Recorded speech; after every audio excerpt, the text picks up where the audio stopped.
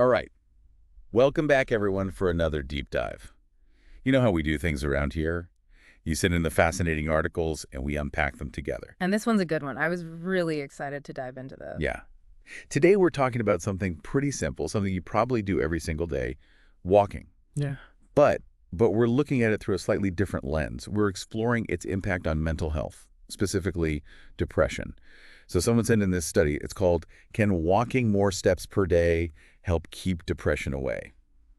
What a title, right? Yeah, that's a catchy title. And it really gets to the heart of what we're talking about here, this link between, just walking and mental health. Yeah, like can just doing this simple everyday activity impact our moods and possibly even help keep depression at bay? Exactly, yeah. So before we get too far, can you give us a quick overview of the research itself? Sure, yeah. So this isn't just one study.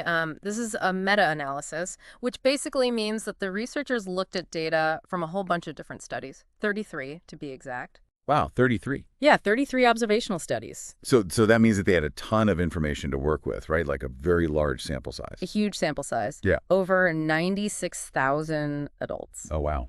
Okay. And these folks were aged 18 to 91, so a broad age range. Okay, got it. And crucially, they didn't just rely on self-reported data, just asking people how they felt. They used objective measures, like tracking people's daily steps using wearable devices. And then they also used various depression assessments, standardized questionnaires, to get a really comprehensive picture of the participants' mental well-being.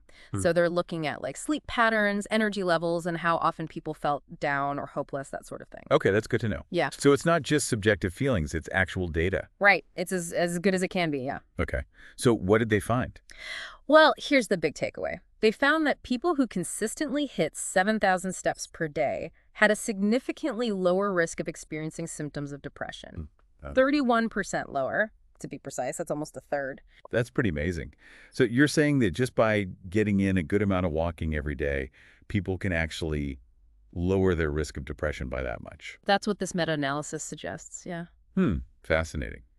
And how many steps did you say? 7,000. 7,000 steps. Okay, so like how long of a walk is that? Well, it depends on your stride length, but for most people, that's about a brisk 30-minute walk. Okay, so like a good solid walk every day. Right. Get outside, get your heart rate up a little bit. Got it. So 7,000 steps, Yeah. about 30 minutes, lower risk of depression. Yeah. It's a pretty good deal, I'd say. I'd say so too. Yeah. All right, well, let's break this down a bit further. Was it just about hitting that magic 7,000 number, or did they find that more steps meant even greater benefits? Well, that's where the dose-response relationship comes in. They found that for every additional 1,000 steps people took per day, their risk of depression went down even further. Really? So it's not like, okay, I hit 7,000 and I'm good. It's actually like, the more I walk, the better my chances are. Exactly. Each extra 1,000 steps was associated with a 9% further reduction in depression risk.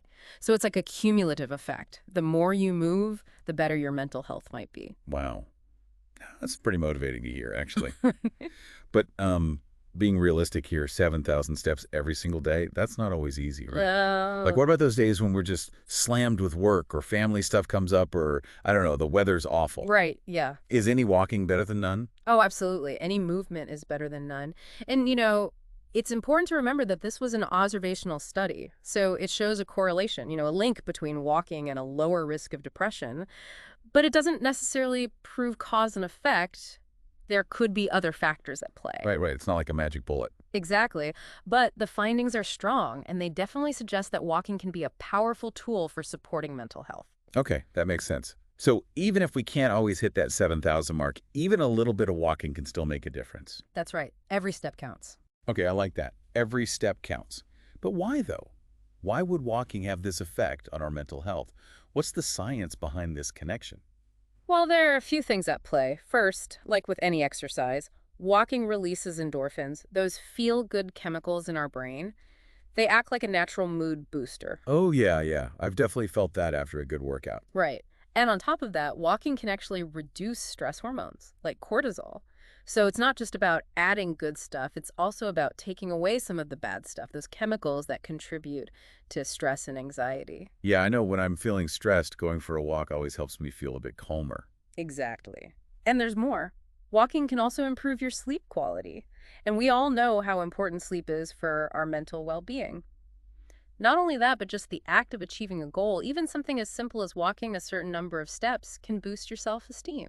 Hmm, that makes sense. A little sense of accomplishment. Right. And if you're walking outdoors, you get the added benefit of connecting with nature. Sunlight, fresh air, the sounds of birds, all of that can have a really calming and restorative effect. Yeah, I totally agree. Walking in nature is a whole different experience. So if we could bring all of this together for our listeners, what would you say is the key takeaway here? I think the main takeaway is that while we can't say for sure that walking prevents depression, there's a lot of evidence suggesting that it can have a really positive impact on mental well-being. So, aiming for those 7,000 steps is a great goal, but remember, any amount of walking is better than none. Find little ways to incorporate more movement into your day, whether it's taking the stairs instead of the elevator, parking further away from your destination, or just going for a stroll during your lunch break. Okay, 7,000 steps.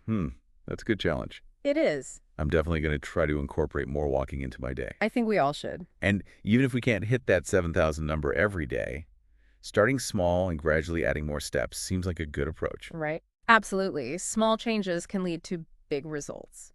And, the study focused specifically on depression, but it raises another interesting question. Could walking have similar benefits for other aspects of mental health, like anxiety or stress? Oh yeah, for sure. That's something I'd be really curious to see more research on. Yeah, me too. I think there's still so much we don't know about the mind-body connection and how movement can impact our mental state. Well, it seems like we've uncovered a lot in this deep dive. Walking. It's not just good for our physical health, but for our minds too. So to everyone listening, get out there, explore your surroundings, and enjoy the benefits of putting one foot in front of the other.